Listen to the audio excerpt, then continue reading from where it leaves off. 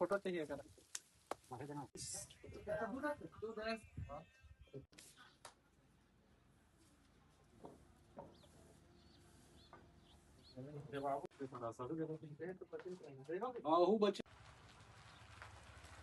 बालको range में कार्रवाई की गई है, लकड़ी की जब्ती की गई, किस तरह की कार्रवाई है और कितने आरोपी हैं इसमें? इसमें वन मंडल स्तर पे मुखबिरों की भी एक टीम बनी हुई है। वो मुखबिर हमेशा हमें वन्य जीव अपराध या किसी प्रकार की तस्करी इत्यादि के बारे में सूचना देते रहते हैं। मुखबिरों से प्राप्त सूचना जो पुख्ता सूचना होती है उसके आधार पर हम लोग कार्रवाई करते हैं।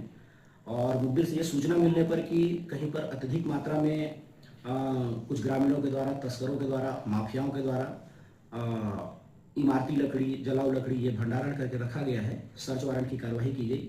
और इस पूरी कार्रवाई में हमने 6 सर्च वारंट किए और 6 अलग अलग माफियाओं के घर पे हमने कार्रवाई की है। एक बड़ी टीम के द्वारा यह कार्रवाई की गई है, पुलिस बल की उपस्थिति में कार्रवाई की गई है और समस्त विधि विधानों और नियमों को पालन किया गया। कुल मिलाकर के इसमें तकरीबन 359 नग चिरान जो विविध प्रजाति के इमारती लकड़ी हैं वो जब्त हुए हैं, जिनका कुल मात्रा लगभग 5.405 घन मीटर है और इसमें अनुमानित मूल्य लगभग बाजार मूल्य के हिसाब से 4,25,000 का है। और बहुत अच्छी कार्रवाई रही है, ग्रामीण भी इससे काफ़ी प्रसन्न है इस तरह की कार्रवाई को लेकर के और आगे इसमें विधिवत कार्रवाई करी जा रही है। सर, ये जो 6 जिनके यहाँ से आप जब्त किए हैं, घर के अंदर से किए हैं इनके?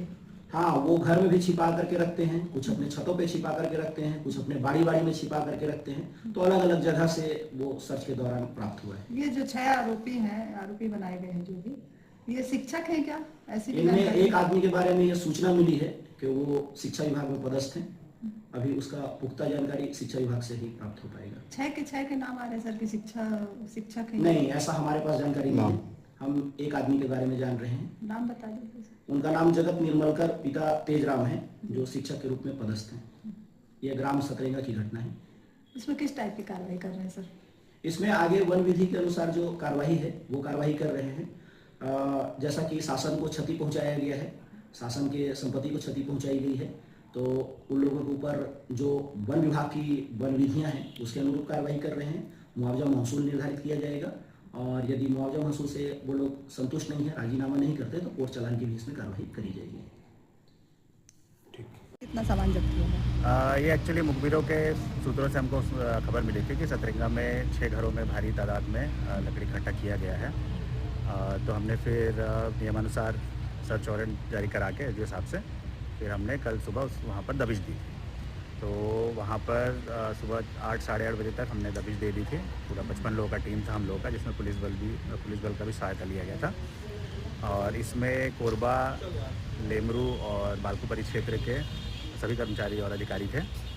और यहाँ पर हमने करीब सतरंगा गांव में ही 359 नग चिरान एवं अन्य सामग्री जो रहता है वो जब्त किया है, जिसका कुल घन मीटर आपका 5.4 के आसपास है।